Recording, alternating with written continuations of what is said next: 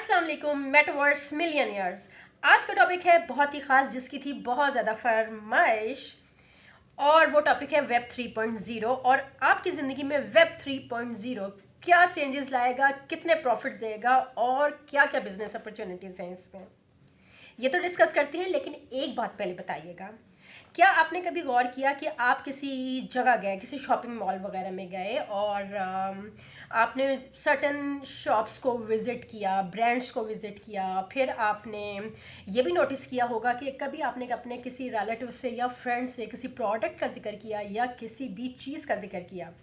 थोड़ी देर में आप फ़ोन ब्राउज़ करते हैं तो आपको अंदाज़ा होता है कि आपको उसी प्रोडक्ट की एडवर्टीजमेंट शो होनी शुरू हो जाती है, या जो ब्रांड आपने विज़िट किया होता है उसी की आपको एड्स वो दिखाने शुरू कर देते हैं।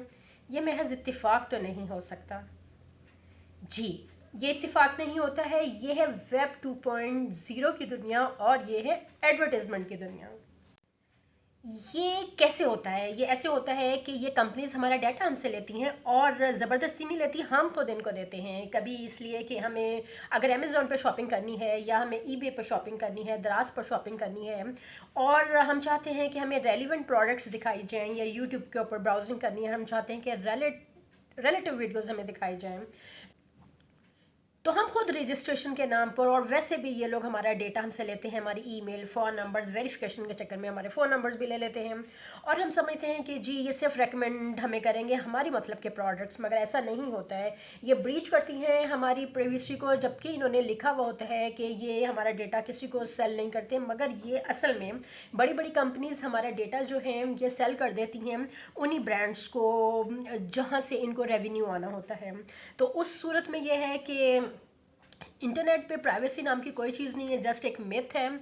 और ये बहुत ख़तरनाक सिचुएशन भी है, क्योंकि इससे क्या होता है कि हमारी सारी की सारी इंफॉर्मेशन, हमारी लोकेशन, हमारे telephone numbers, contact addresses, house addresses, सब कुछ इनके हवाले हो जाता है। तो इसका कोई हल है? हल है ना? हल है वेब 3.0। बहुत कमाल की चीज़ है, आपकी ज़िंदगियां बदल के रख देगी। मगर ये सफ़र कैसे शुरू हुआ था? वेब की दुनिया का ये सफ़र कहाँ से कहाँ तक पहुंचा है अभी तक? इसको समझाने के लिए आइए चलते हैं। जी देखिए, वेब का जो दौर है, इंटरनेट का जो दौर है, वो स्टार्ट होता है वेब 1.0 से, जो कि दौर है 1990 से 2005 तक, 1990 से 2005 तक। 2004 के शुरू में फिर भी वेब 2.0 की एक बाज़गश्त सुनाई देती थी, मगर बहरहाल हम इसको करेंगे 1990 टू 2005 तक वेब 1.0 छाई रही। हाँ, अब ये इंटरेक्टिव नहीं होती थी, रीड ओनली होती थी, आप सिर्फ पढ़ सकते थे कंटेंट, लेकिन उसमें भी एक मज़ा था और लोगों को एक क्रेज़ नज़र आता था इंटरनेट का। Yahoo news, MSN, Wikipedia, internet explorer उस दौर में होता था, और बहुत स्लो होता था कि जैसे आप कार्ड, आपको याद होगा, कार्ड लाते थे, उसको स्क्रैच करते थे, फिर उसको यूज़ करते थे। डायल अप इंटरनेट्स होते थे और 1 आवर्स 2 आवर्स का मैक्सिमम आपको टाइम उसमें मिला करता था। फोटोज़ होती थी सिर्फ मैक्सिमम, ठीक है, कोई वो भी इक्का दुक्का, और मुश्किल से लोड होती थी, रिंग रिंग रिंग रिंग के। बहरहाल ये दौर भी एक अच्छा दौर था कि इंटरनेट का आगाज़ था, बहुत सी इंफॉर्मेशन, बहुत सा कंटेंट हमें इसमें मिला। अच्छा, अब हम आते हैं जी वेब 2.0 पे। ये दौर क्लियरली 2005 से 2020 तक रहा, 2021 में भी है वेब 2.0, लेकिन अब आपको पता ही है कि इस वक्त किस चीज़ की बज़ हो चुकी है, ठीक है, वेब 3.0, उस पर अभी हम अब आते हैं। अच्छा, अब इस दौर को जो माहिरीन है, एक्सपर्ट्स हैं, वो कहते हैं रीड एंड राइट, यानी हम कंटेंट इसमें क्रिएट भी कर सकते थे, सिर्फ हम पढ़ नहीं सकते थे, हम इसमें कंटेंट क्रिएटर्स भी थे। हम जैसे कि फेसबुक आया, सबसे पहले ये स्टार्ट हुआ था कि जी फ्लैश है, थोड़ी सी इंटरेक्टिविटी आई है, एक इंटरेस्टिंग चीज़ें उसके अंदर आ रही थी, और हम वीडियोस 2005 के बिल्कुल जो आगाज़ था उसमें तो वीडियोस बहुत कम थी, मगर ऑब्वियसली वीडियोस का भी आगाज़ हुआ है। हमारे पास फेसबुक आया, हमारे पास यूट्यूब आया, हमारे पास इंस्टाग्राम और इस तरह के बेतहाशा दर्जनों हमारे पास प्लेटफॉर्म्स आए जहां पर हम अपना कंटेंट भी क्रिएट करते थे, इंटरेक्टिव वे में लोगों के साथ हम डिस्कशंस भी किया करते थे। ठीक है, हम यहाँ पर फिर शॉपिंग भी शुरू हुई, वेब स्टोर्स शुरू हुए, वेब स्टोर्स, Amazon, eBay और भी बहुत सारे वेब स्टोर्स शुरू हुए। अब यहाँ पे क्या होता था कि हम कंटेंट तो क्रिएट करते हैं मगर इसके बावजूद हमारे कंटेंट पे हमारा ज़्यादा हक नहीं होता है। ये जो कंपनीज फेसबुक चला रही हैं, यूट्यूब चला रही हैं, एक तो इनके पास हमारे सारे डाटा की एक्सेस होती है और फिर वो इस डाटा को बेचते हैं फर्दर आगे कंपनीज तक, और उसका नतीजा ये होता है कि हमारी बहुत सी इंफॉर्मेशन, हमारी बहुत सा डेटा दूसरे लोगों के हाथों में चला जाता है। फिर इसके अलावा जब आपको पता ही है कि जब आप YouTube के ऊपर कंटेंट क्रिएट करते हैं तो 45% तो YouTube ले जाता है जब एडवर्टीजमेंट आपको गूगल एडसेंस के थ्रू पैसे मिलते हैं, और आपके पास थोड़ा सा जो बाकी पैसा है वो आपके पास आ जाता है। और बहरहाल ये एक ऐसा दौर है कि जिसमें सबसे ज़्यादा जो मसले हुए वो ये हुए कि ये कंपनीज एक तरह से बिग बॉस की तरह थी और हम उनके कंटेस्टेंट्स हैं, जो चाहे करें।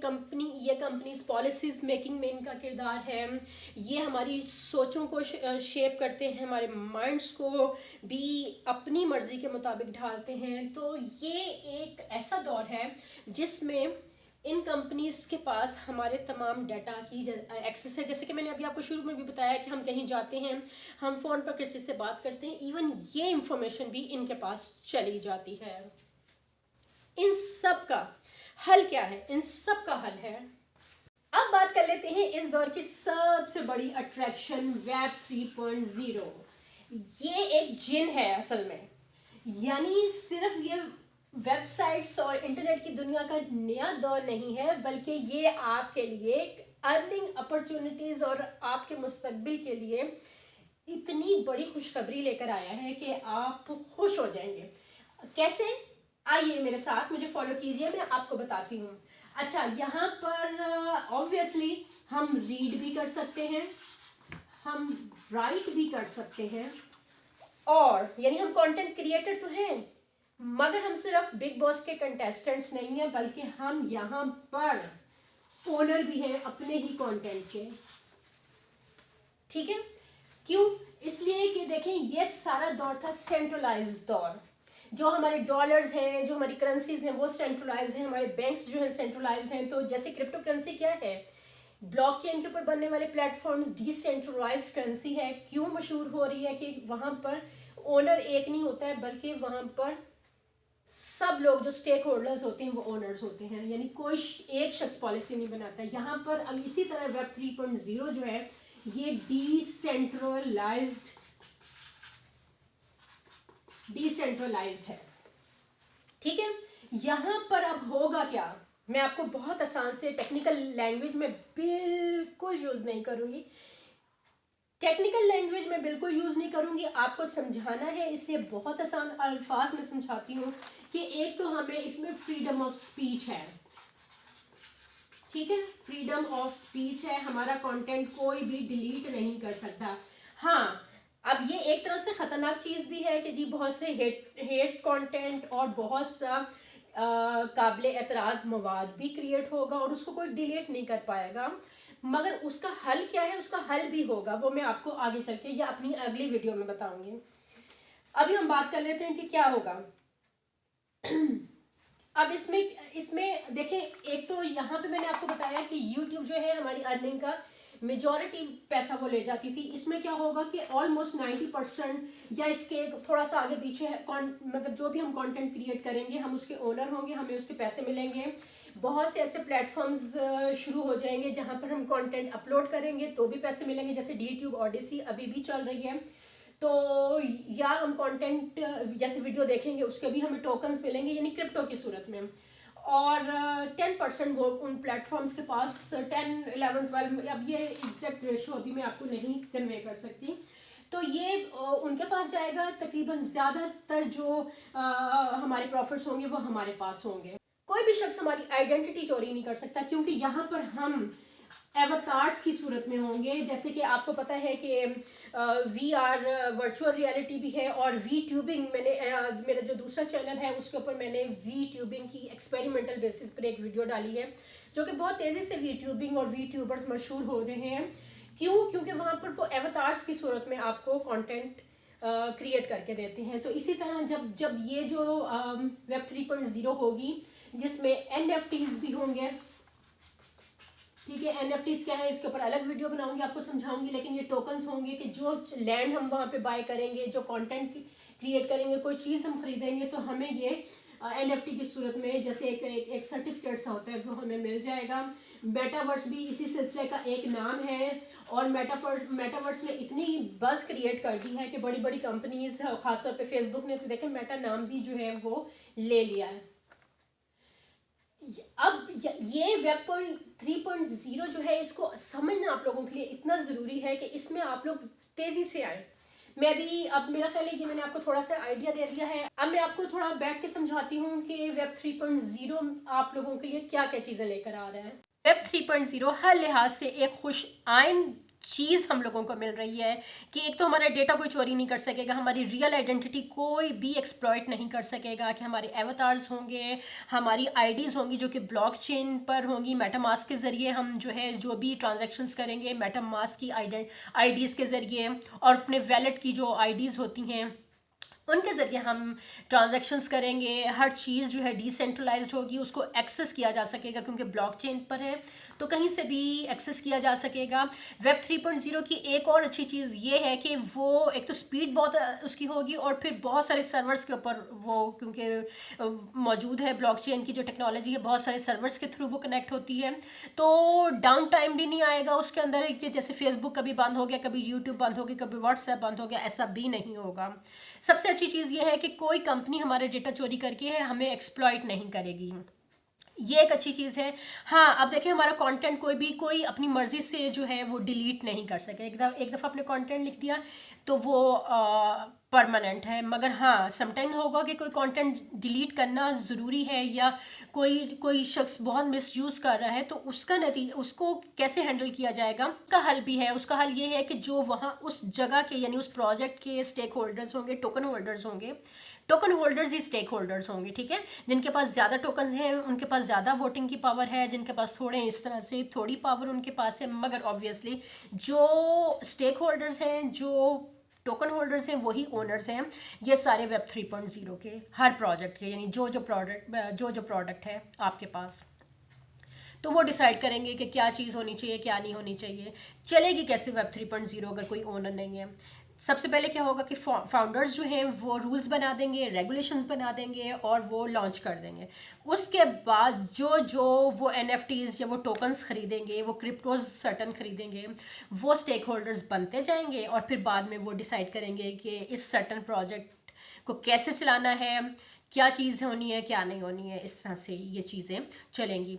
अब इसमें आपके पास अर्निंग के करोड़ों अरबों मौके हैं। जो लोग जितना जल्दी वेब 3.0 की दुनिया में आ जाएंगे, उसको समझेंगे, उनके लिए उतने ही फ्यूचर है ब्राइट।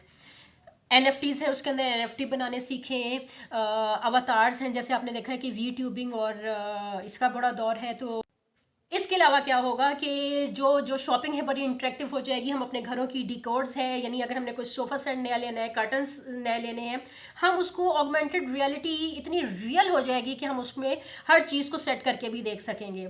गूगल मीटिंग्स हैं, जूम मीटिंग्स हैं, हम उन सेशंस में लाइव बैठे हुए होंगे, जबकि हम घर फिजिकली कहीं और हैं, लेकिन हम वर्चुअली उन सेशंस के अंदर मौजूद होंगे। हम लोगों को उन लोगों से इंटरेक्ट कर सकेंगे, उनको देख सकेंगे अवतार्स की। ऑब्वियसली हम अपने अवतार की सूरत में, वो भी अपने अवतार की सूरत में होंगे। और जो भी चीज़ें हैं वो इतनी लाइव हो जाएंगी कि आप इवन उनको, जैसे आपने देखा होगा कि अभी जो फेसबुक ने वीडियो लॉन्च की है उसमें वो जो मार्क है वो चीज़ों को फील भी कर रहा है, शतरंज के मोहरों को फील भी कर रहा है। और ये इतनी एडवांस ये टेक्नोलॉजी होती जाएगी कि अभी तो आप जब वो सेट्स पहनते हैं, वर्चुअल सेट्स पहनते हैं, तो आप काम तो वो सब कुछ कर रहे होते हैं, आप उस जगह पर पहुँच जाते हैं, मगर अभी अब टच की वो सेंसेशन आपको फील नहीं हो रही है, मगर इसके ऊपर काम हो रहा है। एक वक्त आएगा कि दिमाग में या आपके हाथों में कहीं चिप्स लग जाएंगी और आप सिर्फ आंखें झपकाएंगे यानी सोचेंगे तो आप मैसेज भी टाइप करते जाएंगे और पता नहीं क्या क्या कुछ होता जाएगा। आपने मुल्क के किसी भी कोने में जाना है, आपने दुनिया के किसी भी कोने में जाना है, आप सोचेंगे आप पहुंच जाएंगे। आपने किसी भी शख्स का हुलिया धरना है, आपने किसी भी दौर में जाकर देखना है तो आप बड़े आसानी से वहाँ पर चले जाएंगे और वो चीज़ें फील करेंगे। इतनी ज़्यादा टेक्नोलॉजी आ रही है। तो मैं आपको ये सजेस्ट करूँगी कि ये दौर बहुत सुनहरा है वेब 3.0 का। हम ओनर्स हैं अपने कंटेंट के, हम जो चीज़ें अपलोड करेंगे लिखेंगे वो हम उसमें अर्निंग भी करेंगे। तो कोशिश करें कि ज़्यादा से ज़्यादा समझें। मैं इतनी एक्साइटेड हुई हूँ इस कॉन्सेप्ट से और मुझे लगता है कि पाकिस्तानियों को बहुत ज़्यादा तेज़ी के साथ इसमें आना चाहिए, क्योंकि ये एक वाहिद ज़रिया है कि जहाँ पर आप बहुत से लोग जो हैं बहुत आसानी के साथ अपनी ज़िंदगी के जो मसले मसाइल हैं वो ख़त्म कर सकते हैं। अर्निंग अपॉर्चुनिटीज़ ज़्यादा हैं, जो गुर्बत है वो पाकिस्तान से ख़त्म हो सकती है। सीखें ब्लॉकचेन, सीखें ब्लॉकचेन के डेवलपर बड़ी मुश्किल से मिलते हैं और बचपन से अब इन टेक्नोलॉजीज़ की तरफ आएँ। ब्लॉकचेन सीखें, NFT सीखें, अवतार्स बनाने सीखें, वेब 3.0 कैसे ऑपरेट होगी, कैसे बनेगी, ये सब चीज़ें सीखें ताकि जब ये फुली लॉन्च हो जाएंगे सब चीज़ें। क्रिप्टो के बारे में सीखें, मेटावर्स को सीखें, मेटावर्स के क्रिप्टो करेंसी बहुत ज़्यादा ऊपर जाती है उसके बारे में सीखें। मेरी कोशिश होगी कि मैं आपको ज़्यादा से ज़्यादा मेटावर्स के बारे में, वेब 3.0 के बारे में, वीट्यूबिंग के बारे में इस चैनल पर बताऊं। इसलिए ज्वाइन कीजिए और फेसबुक ग्रुप भी ज्वाइन कीजिए, एक्टिव कम्युनिटी बनाएं ताकि हम मिलकर एक ज़बरदस्त सी दुनिया क्रिएट करें। मिलते हैं अगली वीडियो में, जब तक के लिए इजाज़त दीजिएगा और कमेंट्स में बताइएगा आप नेक्स्ट वीडियो किस टॉपिक पे चाहते हैं। जी इजाज़त दीजिए ज़िंदगी सुल्तान को अभी। अल्लाह हाफिज़।